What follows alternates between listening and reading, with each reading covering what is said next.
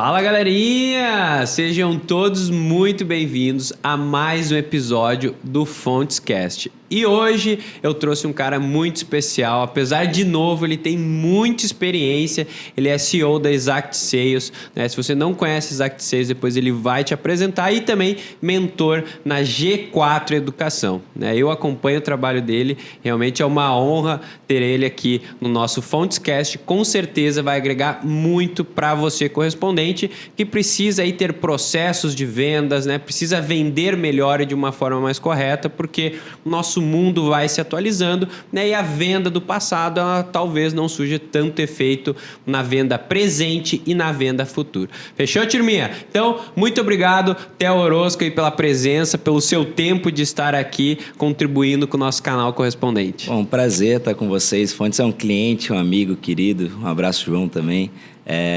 E é muito bacana poder trocar, né? Poder falar um pouquinho sobre vendas, falar um pouquinho sobre processos. Gosto muito de falar sobre empreendedorismo. E para mim é uma honra. Todo canal aberto, que é onde eu posso chegar para mais gente, contribuir, gerar mais retorno sobre o investimento do pessoal, que o pessoal está fazendo, em ouvir mais sobre esse conteúdo, em buscar mais sobre esse conteúdo. É um prazer. Boa, show de bola. Ó, galerinha, sempre me perguntam, né? Pô, Heron, que ferramenta que a Fontes usa para fazer seu processo de vendas, né? Pô, eu preciso utilizar ferramentas. E até eu gostaria que você começasse falando um pouquinho mais disso, Theo, né? O que Exact Sales faz, né? Que é, para quem não sabe, Exact, a gente é cliente da Exact. E explicar para a galera aí um pouquinho mais o que é a empresa, né? Sua idade, porque, cara, o Theo é muito novão. Explicar um pouquinho mais a sua história aí. Ah, legal. Então, eu vou começar um pouquinho pela minha história, depois falo um pouquinho de Exact. Boa. Assim. Eu estou na minha segunda empresa, eu cofundei primeiro a 2-para-1 Design, foi uma empresa de desenho industrial. Essa empresa eu vendi, né? Então, ela foi um dos top 5 maiores escritórios do Brasil. Isso eu fiz aos 20 anos, mais ou menos. E você é formado em alguma coisa? Sou formado em administração e design, com pós-graduação em gestão estratégica de empresas por design e marketing. Legal, né? Mas assim, até essa dualidade, essas duas formações ajudaram muito, porque o grande ponto que eu vejo hoje em dia é que foi se transformando muito, tanto o empreendedorismo como a venda, para uma ideia de que a gente possa prototipar muito, e o design vem muito de protótipo. Protótipos são testes, né? Então, quando a gente fala esses nomezinhos para vender livro, growth hacking, nada mais é do que teste, organização, padronização e entendimento de como é que a gente pode fazer as coisas de maneira replicável. Porque acho que no Brasil a gente tem muita mania de fugir de padrão, né? Nossa, a gente tem aquela... Jeitinho brasileiro. Pega o celular, por exemplo, tô numa linha de produção, tô com o celular na mão. Tem que balançar 3 vezes e passar pro próximo. O que o brasileiro faz, né? O brasileiro vai falar, aqui eu vou balançar 3 vezes isso aqui, mas não vou nem a pau.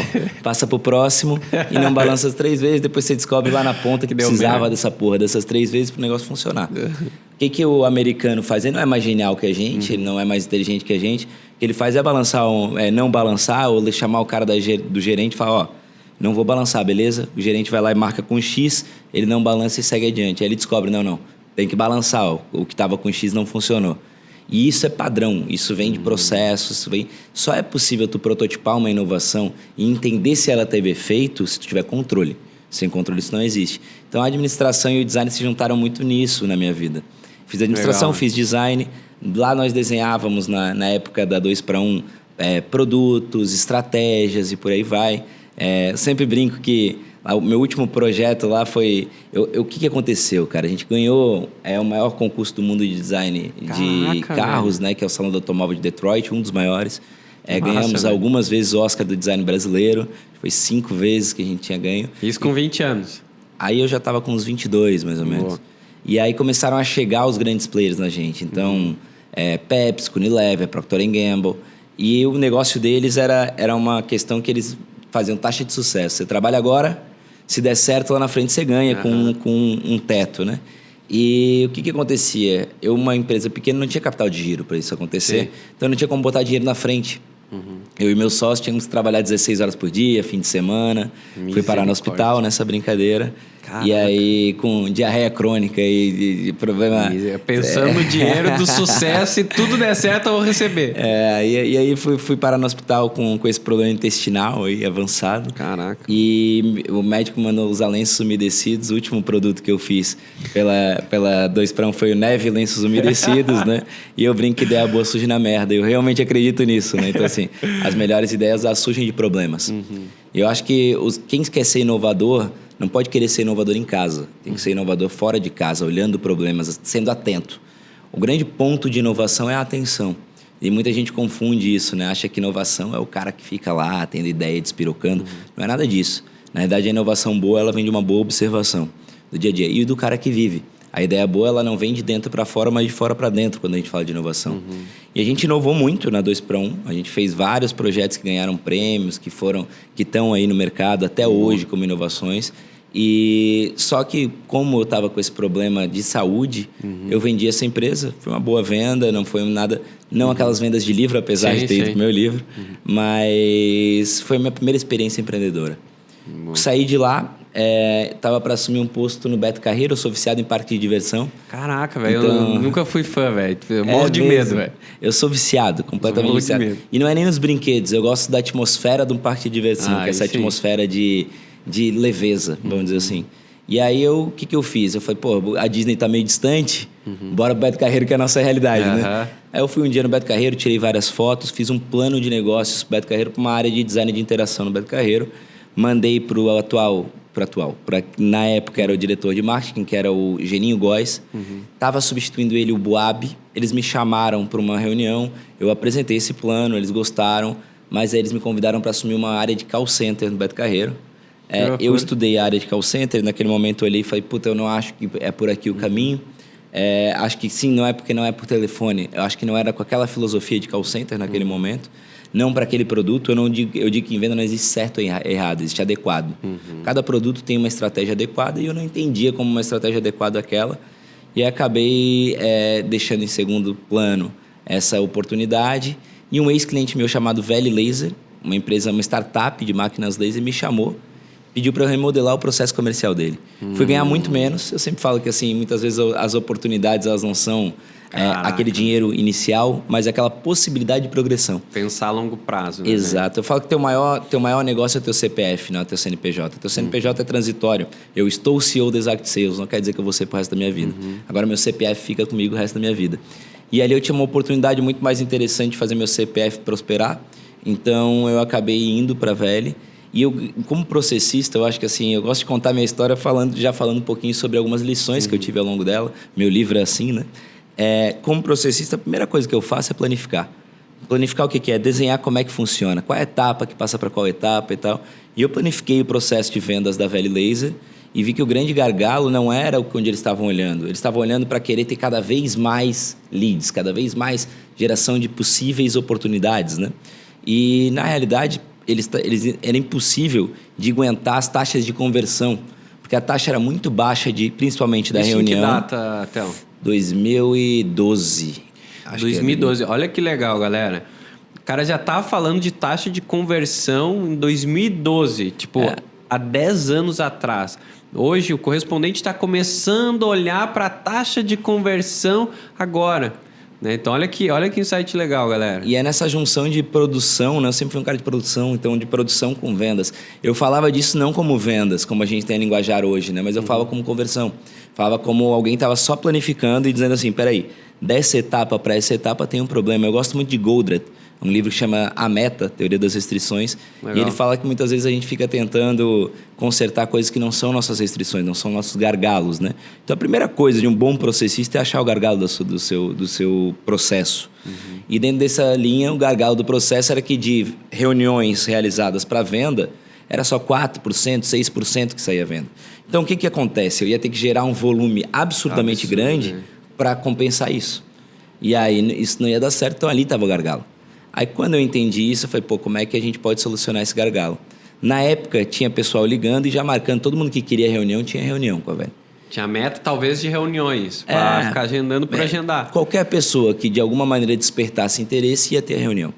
Então, o que eu entendi que poderia ser uma coisa interessante? Tinha uma área que era de pré-vendas, que era o apoio técnico para a área de vendas, eram engenheiros de solução. E aí eu comecei a botar engenheiros para ligar e fazer um pouco de abordagem pré-reunião para entender se tecnicamente tinha negócio ou não tinha negócio lá na ponta. Então, assim, para você ter uma ideia, tinham perguntas como velocidade da esteira de produção do cara. Se fosse maior do que X, não tinha venda. E 18% das reuniões que estavam acontecendo, o vendedor ia presencialmente para descobrir que a esteira era mais veloz. Então, não tinha como sair venda. Sim. Por causa de uma pergunta. Então, o que eu comecei a entender foi que perguntas que esses engenheiros estavam fazendo. Tornei isso um padrão. E aí, porque eu tinha um problema, esses engenheiros não ligavam. E não existe venda sem volume. O volume e a qualidade tem que andar junto. Então, o que aconteceu? Eu saí de uma realidade que era só volume para ir para uma que era só qualidade. E eu tinha que juntar essas duas coisas. Então, eu comecei a padronizar que perguntas iam ser feitas, pegar as respostas e categorizar e cruzar as respostas para tomar a decisão se valia a pena ou não fazer aquela reunião. Para só botar na reunião quem realmente tivesse probabilidade e propensão à compra. Caraca. Então, quando eu fiz isso, eu tirei os engenheiros de ligar, botei cara super júnior, cara que tá começando carreira Porque e tal. você padronizou as perguntas. Exatamente. Cara com sangue no olho eu botei para fazer bastante ligação mesmo. E aí, cara, deu muito certo. Aquele ano a gente saiu de 1,3 para 10,6 milhões de faturamento, foi o maior crescimento do Brasil. Aí você já estava com a Exact ou ainda estava precisando consultoria? Não, por consultoria. Segundo a revista Exame e o ranking Deloitte, foi o maior crescimento do Brasil em 2013, se eu não me engano. 2012, 2013, 2012 isso. Eu fiz em 2011, 2012 foi o maior crescimento do Brasil. Caraca. E aí saiu na revista, tal, o maior crescimento do Brasil. E o fundo de investimento que investia na Veli me pediu para fazer isso em outra empresa.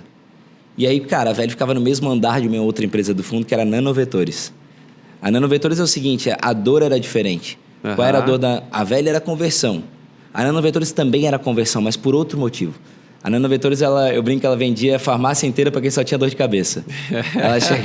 O cara chegava lá com um problema, ela queria vender 30 pro cara, né? Então ela falava assim, se você tomar um tiro, essa camiseta pode ministrar o remédio na hora por nanotecnologia, porque pode estar dentro da camiseta, friccionou, ele já ministra o remédio. A mulher pode tirar a celulite botando uma calça jeans. Tirar não sei quantos % da celulite, comprovar no laboratório. E eles apresentavam tudo isso pros caras. E aí o que acontecia? O cara dizia assim, beleza, então me vê 30 amostras disso, 40 daquilo e não fechava nunca. Então qual era o grande problema da Nanovetores? Ela tinha que descobrir mais, a solução era a mesma. Antes de ir para uma reunião, se ela descobrisse muito qual é o projeto que tem aberto, o que esse cara quer fazer, ela já levava uma proposta pronta. E aí a gente conseguiu, fazendo isso, no outro ano, ser o segundo maior crescimento do Brasil. Na mesmo ranking da Deloitte, com o mesmo processo. Pergunta, extrai os dados, entende os dados, prepara o vendedor. Só que agora não só para descobrir se esse cara é ou não é bom para avançar, mas para descobrir o que ofertar para ele na hora da reunião. Sim. O meio, a fórmula é a mesma. O objetivo é um pouco diferente. Legal. E deu muito certo. A Nanovetores saiu de 900 e pouco para 9,4 milhões. Foi o segundo maior crescimento do Brasil no outro ano. E a Endeavor me chamou para mentorar pela Endeavor. Eu comecei a dar mentoria pela Endeavor. Né? E nisso as planilhas começaram a dar pau e travar. Misericórdia. Eu fazia tudo em planilha, import range para tudo quanto é lado. E, cara, planilha não é o melhor meio, é o meio para tu prototipar. Eu fui atrás para descobrir se tinha alguma solução já pronta para isso. Então, eu lembro que no RD Summit, que é um evento grande que acontece em Florianópolis, tinha um cara que vinha palestrar, que era o CEO da Pipedrive. Pipedrive era um CRM que estava cada vez maior, e as duas empresas que eu fiz isso, eu usei Pipedrive para a parte de vendas. Então, eu falei, olha, eu tenho teus 2 maiores cases no Brasil, eu queria conversar contigo. E o cara topou. E aí a gente foi conversar, eu mostrei para ele e falou assim, cara, isso é maior do que um CRM, isso é uma outra linha, chama Sales Engagement, e você tem essas opções. Então me passou Outreach, me passou Inside Sales na época, que hoje é Shent, Salesloft e ZoomInfo. E aí eu olhei aqueles caras e fui orçar. O orçamento era um absurdo de caro, precisava de Salesforce junto, se eu quisesse usar qualquer um deles, e não era exatamente o que eu queria. Sim. Eles não faziam extração ativa de dados, ou seja, as respostas do cliente não viravam dados. Era simplesmente fazer uma gestão de ligação, de e-mail e coisas do tipo. Para mim, aquilo ali não era o valor agregado principal. E aí eu falei, não, vou ter que desenvolver eu. E aí eu falei, eu não sou um cara de tecnologia, e fiz minha primeira grande venda na Exact, assim, quando eu fundei a Exact, foi em 2014, a gente fundou em 2015. Legal, eu comecei a entender quem de tecnologia eu podia chamar para cofundar comigo, que eu não sou um cara de tecnologia. Sim. E eu não acredito em nenhuma empresa que não tenha o core business no seu DNA. Então eu olhei e falei, puta, eu vou chamar quem que eu conheço. Eu fiz uma lista e o cara topo da lista era o Felipe Roman, um cara com mais de 10 anos de experiência, à frente de times de desenvolvimento. Só que o cara era muito meu amigo. E eu tinha um negócio assim, puta merda, vou chamar um amigaço pra ser sócio, vai dar merda. Vai dar merda. Vamos brigar. Então assim... E eu neguei, até que, pum, vou chamar. E eu fiz a primeira grande venda, porque eu tirei ele de um salário bom de 2 dígitos para um salário de 1 dígito, só que era 0. Sim. Né? Então, assim, Baita proposta. Vendi a ideia, a gente começou a Exact em fevereiro de 2015. Hoje é o maior software de Sales Engagement na América Latina, mais de 15 mil usuários no Brasil agora. Caraca. Clientes como Fontes, como Rede Globo de televisão, como Unimed, como TOTUS, como Lynx, como... Enfim, as maiores empresas dos seus setores são clientes da Exact hoje. Atendemos também empresas menores, tem um porte mínimo, mas a partir dali, que não é tão... A primeira começou, já tem uma estrutura mínima, a gente já atende. A gente faz isso porque quando ela não tem estrutura mínima, a gente acredita que é a hora do cara sentar a bunda na cadeira e fazer ele as coisas para tracionar, para sair da inércia. Então, quando ele já começa a ter que estruturar, ele tem um faturamento mínimo, ele tem um número de pessoas, a gente entende que é o momento da gente entrar. Hoje a gente tem produto. Esse produto ele faz toda a gestão, por exemplo, de ligações, e-mails, o que perguntar, coletar, tomar decisão automática. Legal, então, baseado nos dados, que cadência de e-mail, que WhatsApp que tu vai mandar, isso tudo de maneira automatizada e sugerir o que perguntar, quando perguntar. E com isso a gente consegue aumentar muitas taxas de conversão, porque você tem padrão. E quando você tem padrão, você consegue fazer com que outra pessoa faça no teu lugar, descobrir o que ela está fazendo de certo ou errado para melhorar a partir dali. E aí, então, a gente é uma empresa que estabelece muito padrão. E eu acredito numa junção de 3 coisas: processos, ferramentas e pessoas. Boa. Para mim, processo é a via, ferramenta é o veículo e pessoa motorista, né? Não adianta você ter o Lewis Hamilton com uma McLaren numa estrada de barro. Não adianta você ter uma pista de Fórmula 1 com uma McLaren na mão de um cara que não sabe dirigir. Assim como não adianta uma pista perfeita com o Lewis Hamilton para andar de charrete. As 3 coisas têm que estar junto para uma empresa crescer. E a gente acredita em empresas que querem fazer isso de maneira replicável. Ou seja, eu não pego empresa que quer ser mediana. Eu pego empresa que quer ser a melhor do seu mercado, que quer ser uma empresa que chegue muito longe. Porque não adianta, eu não consigo pegar um cliente pela mão e ficar puxando ele o tempo todo. Isso não existe. Então, assim, vou dizer, Theo, dá certo todas as empresas da Exact? Não, nem todos os clientes deram certo o projeto, mas a gente vive a base dos nossos casos de sucesso. Então, a gente tem um número muito grande de casos de sucesso. No YouTube você pode encontrar no próprio site da Exact. E a partir desses casos de sucesso, como a Fontes é um caso de sucesso, a gente vive crescendo e a história da Exact a gente nunca decresceu. A gente só cresceu durante toda a história da Exact. Véio. Hoje somos uma das principais startups do Brasil. Quantos colaboradores tem? Hoje tem cerca de 300 colaboradores. Caraca, velho. É você e mais um sócio. Somos eu e um sócio. E os fundos de investimento, né? A Exact agora vai somar... Tem novidades para entrar e a gente vai somar aí mais cerca de 50 milhões captados até hoje. Caraca! É um software que hoje é o mais completo da América Latina. Somos um dos mais completos do mundo.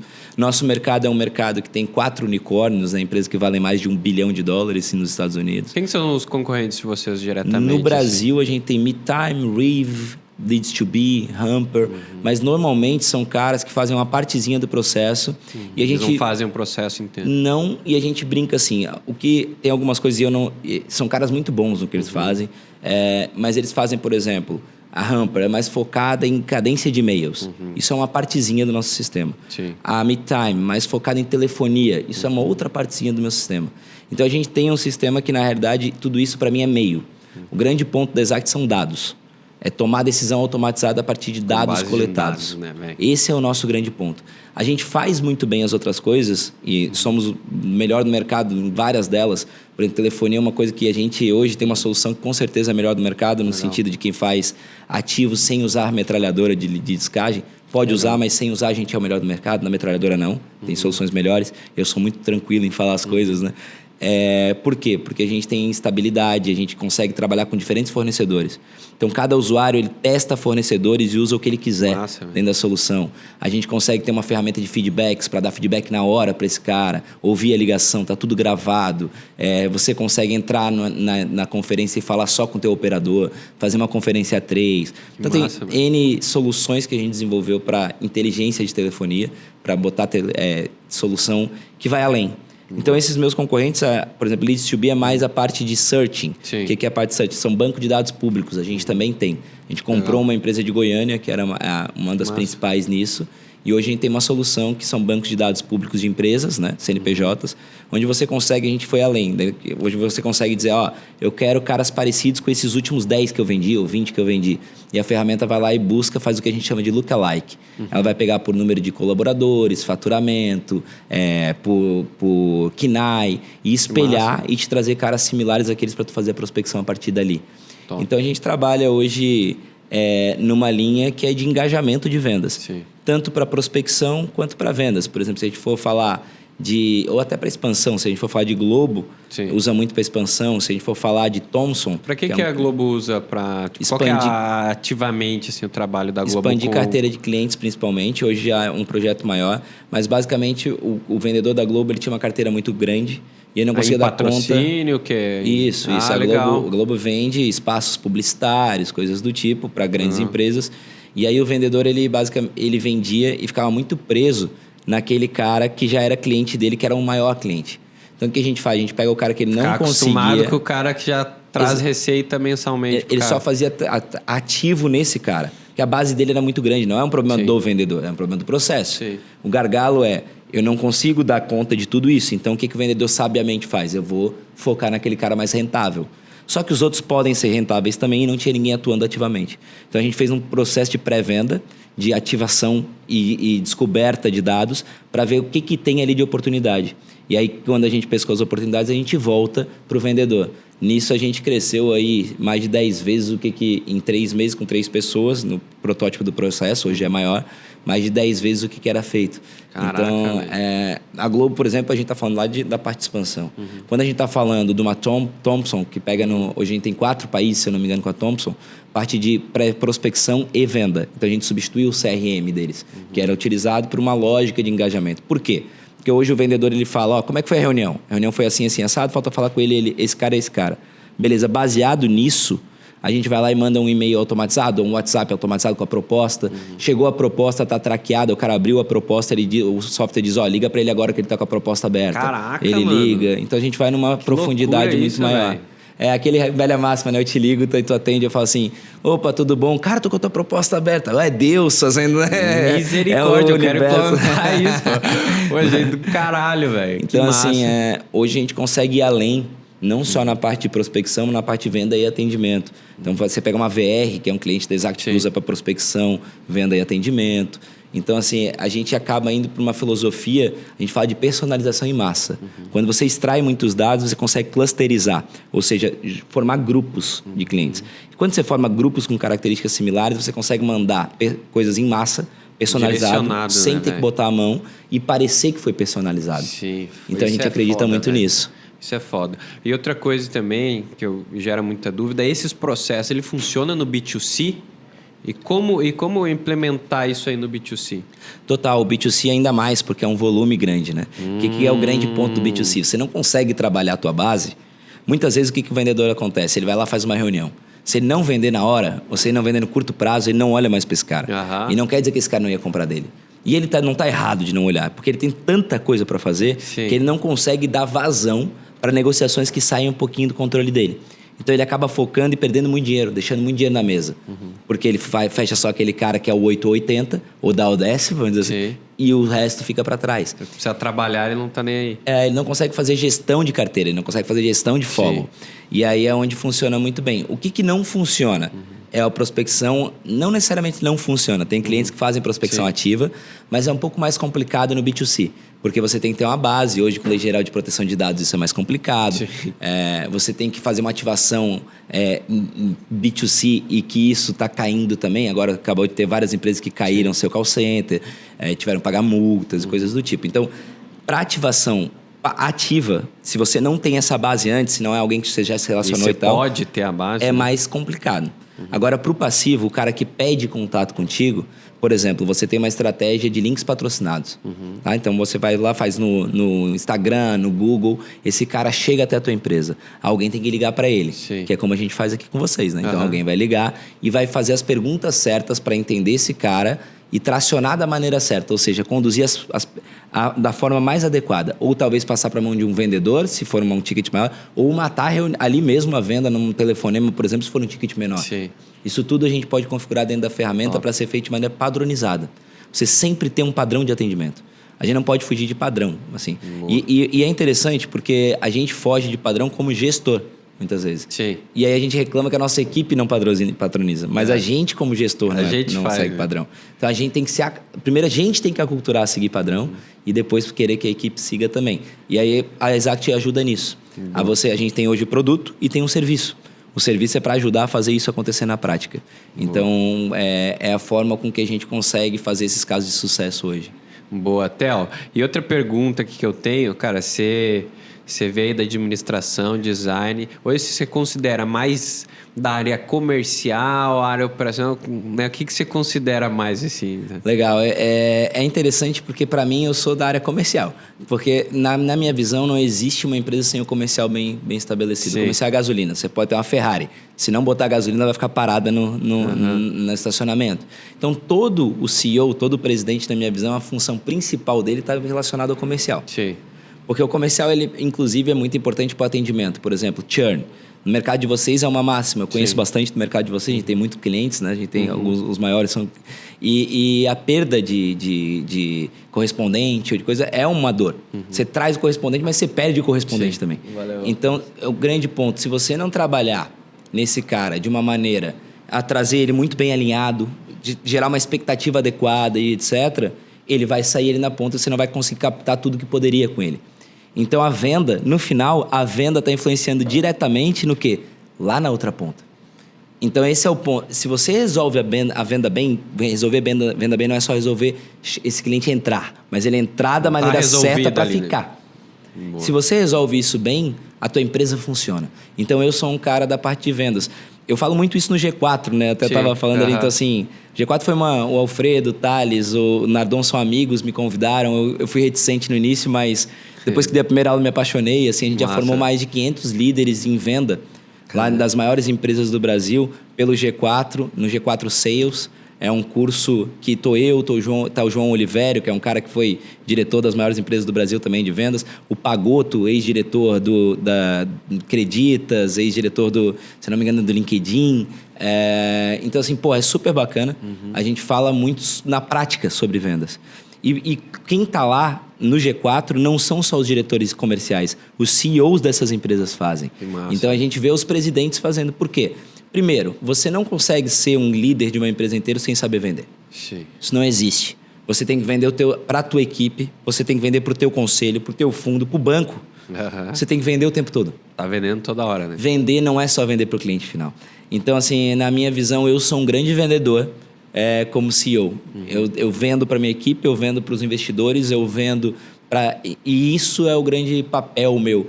Eu aprendi que, na realidade, eu entendendo sobre vendas e sobre comportamento humano, que não existe entender de vendas sem entender comportamento humano, eu consigo fazer a diferença. E aí no G4, cara, hoje eu tô lá no online, tô no presencial, né? Substituo eles no de liderança que eles têm, que é o Alfredo, o Thales e o Nardon, e assino o de vendas, né? E tô nos cursos online e tá sendo muito bacana, que é o meu propósito. Eu gosto de falar sobre isso. Tu vê que eu não parei de falar até agora. Não, né? Pode continuar. Convidado bom é quando vai falando, você fala lá, né? Eu gosto bastante de falar sobre isso. Lancei um livro sobre isso, né? Meu segundo livro. Eu tenho um primeiro livro que é em coautoria, que é o Guia Prático das Novas Ferramentas Comerciais. Esse livro, ele foi legal, mas não estourou. Mas uma editora leu, me chamou para fazer o meu, gostou dos capítulos. Eu assinei 2 capítulos nesse primeiro. E o meu acabou estourando. A gente ficou aí, acho que... Cara, foram algumas semanas entre os mais vendidos do Brasil, segundo a Publish News. Ele chama de 0 a 50 milhões. E é assim, cara, eu descobri que a minha comunicação melhor, e a gente vai descobrindo, eu gosto muito de falar, que a gente tem que aprender com o cliente. As respostas estão no cliente. Então, eu dei a primeira palestra, eu passo muito tempo, mas eu sempre fui perguntando para quem eu palestro o que era bom e o que era ruim na minha palestra. E eu descobri que onde eu sou melhor é contando histórias. Ou seja, fica mais fácil de falar de assuntos complexos. Aqui a gente acabou de tratar de muito assunto complexo, tá? Às vezes a pessoa nem percebeu, mas a gente falou sobre poder de barganha, quando eu contei a história que o cara usava poder de barganha comigo. A gente falou sobre proatividade para conseguir propor uma solução, como eu falei do Beto Carreiro. Sim. A gente falou sobre gargalos, a gente falou sobre a extração de dados ricos, falou sobre de automação, clusterização, a gente falou sobre vários assuntos bem complexos. E eu tenho a facilidade de fazer isso com histórias. E aí esse é o meu grande forte, e o meu livro é em cima disso. Meu livro é contando histórias que eu vivi ou que eu vi, de acertos e erros, e lá eu uso questões técnicas, muito técnicas, desde comportamento humano, falando sobre arquétipos, sobre sobre persuasão, até a outra ponta, como, por exemplo, falar de elencação de desenvolvimento de produto, falando sobre matriz Rice, para tomar a decisão do que desenvolver, quando desenvolver. Então tá tudo lá no livro e por isso foi legal, eu nunca botei R$1 de marketing no livro, nem eu, nem a editora, né? E ele chegou só no boca a boca. Boa, sensacional. Então, quem não leu, indico esse livro, para mim é sensacional, né? Seguir também o Theo aí, né? Porque o cara entende. E a próxima pergunta aqui, virei um Instagrammer agora, né? Virou um influenciador aí, ensinando a galera. Mas é um propósito legal, né, Theo? Cara, de passar o conhecimento. Eu também tenho esse propósito. Gostei bastante, assim. Eu era muito reticente com isso, sabe? Eu também era no começo. Eu disse assim, nossa senhora, eu vi uma câmera, eu vi um negócio de... eu não gostava tanto de me expor, cara, assim, sabe, pra mim era uma coisa assim, meio que parecia que o cara que se expunha era meio charlatão. Eu nunca gostei dessa... Eu não sou guru de ninguém. Eu não trago aqui verdade absoluta. Eu trago coisas que já vi dar certo ou vi dar errado. É a tua experiência. Exato. E quando eu entendi isso, que eu poderia me expor sem ser o cara guru, que ficava dizendo, vou mudar suas vendas em 2 semanas, ou faça isso que você vai vender muito mais. Aí eu comecei a dizer assim, desse jeito eu gosto. E eu comecei a me expor faz pouco tempo. E foi muito rápido. Hoje já tem 20 mil e poucas pessoas, mas foi 3 meses atrás que eu acho que eu comecei a publicar mais coisa. Algo do tipo. E tá crescendo cada vez mais, assim. E é legal, porque vem muita gente dizer, fiz isso, deu certo, fiz isso, tô vendendo mais. Massa, né, então, assim, eu fico super feliz com os feedbacks e tem sido um prazer. Até o Orosco THEO-ROSCO. Boa, sensacional. Ô, Theo, eu vejo, assim, principalmente no nosso canal... Eu acho que é do empreendedor também, ou vendedor, cara, às vezes ele é meio desorganizado, né? Ele veio... A maioria dos vendedores aí, eles tendem a ir pela desorganização, não seguir processos, né? Não, o importante é a venda. Tá vendendo, azar. Como botar isso na balança, assim, então? Porque, quando você começa a colocar processos, vem aquela mentalidade, vai engessar, vai ter que sei o quê. Então, como foi lidar com esse tipo de situação? O que você indica para a galera que tem esse pensamento comercial? Porque também eu já passei por isso, quando uma vez que eu era tanta veia comercial que meu operacional estava bagunça. Aí fui para o operacional, parou de vender, fui demais para o operacional. Né? O que você indica para essa galera? Eu falo que tudo depende do teu objetivo. De novo, não existe certo ou errado. Então, se você quer ser uma empresa perene, se você quer ter uma empresa que vai durar no longo prazo e vai crescer, você não pode depender só de pessoas. Então, você não pode depender de achar o Messi, o Cristiano Ronaldo. Porque, primeiro, achar é difícil. Segundo, segurar é pior ainda.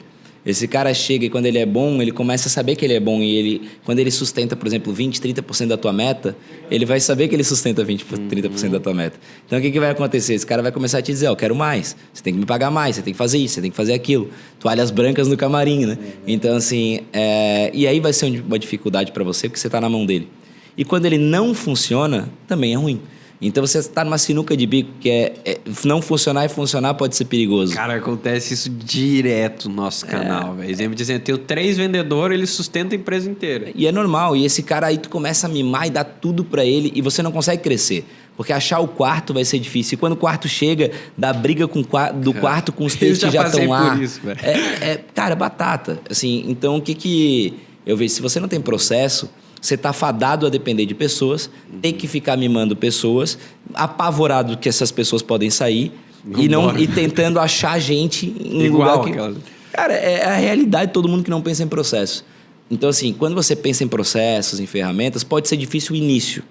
Mas logo depois você cria independência. Não que as pessoas não vão ser importantes, não, vão ser. Mas dentro daquela tríade que eu falei, de processos, ferramentas e pessoas. Então você consegue rampar gente nova muito mais rápido. Você consegue não ficar dependente de quem está lá dentro. E aí isso Consegue faz até criar novos talentos. Claro, né? E você consegue crescer essa equipe como aqui a gente cresceu. E hoje eu sei dos resultados, a gente é responsável por uma boa... Sim. E a gente cresceu uma equipe de maneira muito rápida. Por quê? Porque existem, o Giovanni fazendo um trabalho fenomenal, inclusive. Existem pessoas, processos, ferramentas e pessoas. As pessoas elas têm que estar motivadas e com a cabeça aberta para entender que ferramenta é colaborador e não chefe. A partir do momento que a pessoa que está operacionalizando, o prospectador, o vendedor, entende ferramenta como um colaborador dele, eu brinco nas minhas palestras e falo assim, esses dias eu estava, por exemplo, dou palestra para empresas às vezes também, né? Então OLX, já dei para Banco Safra, dei para várias empresas muito grandes no nosso portfólio em geral. E aí, quando eu chego assim, que os caras têm dificuldade de usar a ferramenta, né? Tem, o vendedor, o prospectador, ele fala, não, eu gosto de ser livre, fazer isso. Então eu falo pra ele assim, cara, você gostaria de ter uma secretária? Todo mundo não gostaria. Quem gostaria de ter uma secretária? Eu falei, vocês têm, só que vocês são burros e não usam. Por quê? Porque a ferramenta é uma secretária para ti se ela for bem usada. Ela vai marcar teus agendamentos, tuas reuniões, ela vai marcar, ela vai mandar e-mails para ti. Ela vai trabalhar por ti. Olha que maravilha, alguém trabalhando por mim. Mas não, a gente é tão fechado às vezes e cria barreiras mentais tão grandes que a gente, ao invés de aproveitar isso para vender mais, ganhar mais dinheiro, porque no final é isso. Se alguém te botou uma ferramenta na tua mão para tu trabalhar e ela é boa, ela pode automatizar as coisas, ela pode extrair dados e automatizar de uma maneira que teu cliente vai conseguir ter um valor agregado alto, você fazer muito mais volume e com isso fazer mais venda e ganhar mais dinheiro. Então, é isso que às vezes as pessoas não... Eles olham a ferramenta sem olhar assim, puta, eu vou ganhar mais dinheiro se eu souber usar isso aqui.